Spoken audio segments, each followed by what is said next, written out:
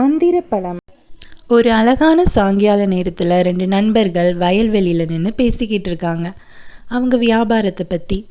அப்போ முத்து அழகு கிட்ட கேட்குறான், இந்த வருஷம் விளைச்சல் நல்லா இருந்துச்சு, அப்புறம் எப்படி நஷ்டம் வந்துச்சுன்னு கேட்குறான். அதுக்கு அழகு, நான் என்னமோ உன்னை ஏமாத்திட்ட மாதிரி நீ என்கிட்டயே கேள்வி கேட்குறியான்னு முத்துவை திட்டுறான். அது மட்டும் இல்லாமல் அவன் முத்துவை காலால் உதச்சி தள்ளிடுறான். நண்பனால் ஏமாற்றப்பட்ட முத்து கவலையாக வீட்டுக்கு நடந்து போய்கிட்டு இருக்கான்.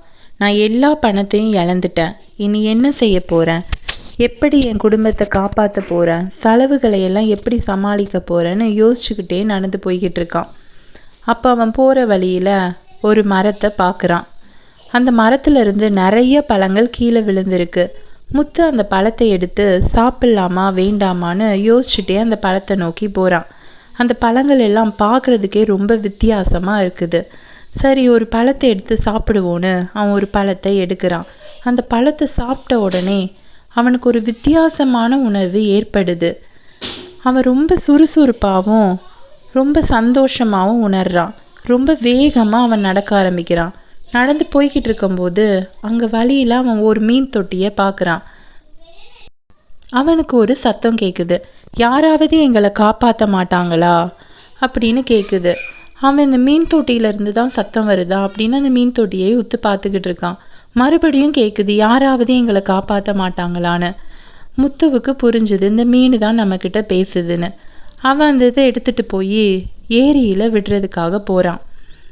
அந்த மீனையும் அவன் ஏரியில் விட்டுறான். அந்த மீன் அவனுக்கு நன்றி சொல்லிட்டு போகுது. நாம் அந்த பழத்தை சாப்பிட்டனால தான் மீன் பேசினது நமக்கு கேட்டிருக்குதுன்னு முத்துவுக்கு புரிஞ்சுது. அப்புறம் முத்து ஒரு பண்ணையில் வேலைக்கு சேர்றான். பறவைகள் விலங்குகள் பேசுகிறதெல்லாம் அவனுக்கு கேட்க ஆரம்பிக்குது. அவனும் சந்தோஷமாக வேலை செய்கிறான்.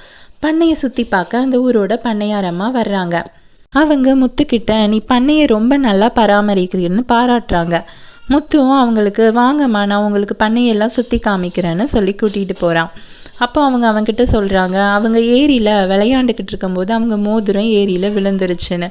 முத்து, நான் அதை உங்களுக்கு எடுத்து தரேன்னு சொல்லி அவங்கள ஏரிக்கு கூட்டிகிட்டு போகிறான். அந்த ஏரியில் குதிக்கிறான். அவன் காப்பாற்றி விட்ட அந்த 3 மீன்களும் ரொம்ப பெருசாக வளர்ந்துருக்குது. அதுங்கக்கிட்ட அவன் விஷயத்த சொல்லவும் மீன்கள் அவனுக்கு உதவி பண்ணுது. அவனும் அந்த மோதிரத்தை எடுத்துகிட்டு வந்து பண்ணையார் அம்மா கிட்ட கொடுக்குறான்.